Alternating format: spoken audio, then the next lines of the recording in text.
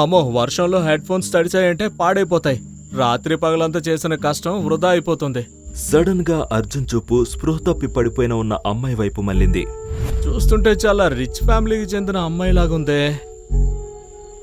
ఆమె ఊపిరి పీల్చుకుంటోంది, పల్స్ కూడా ఉంది. ఎంత వాసన వస్తోంది దేవుడా! ఈమె ఎంత తాగిందో ఏంటో.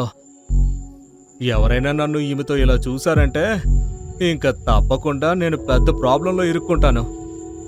కానీ ఇంత రాత్రిపూట ఈమెను ఇలా ఒంటరిగా వదిలైతే వెళ్ళలేను. లేదు లేదు లేదు లేదు, నా మనసు అందుకు ఒప్పుకోవడం లేదు.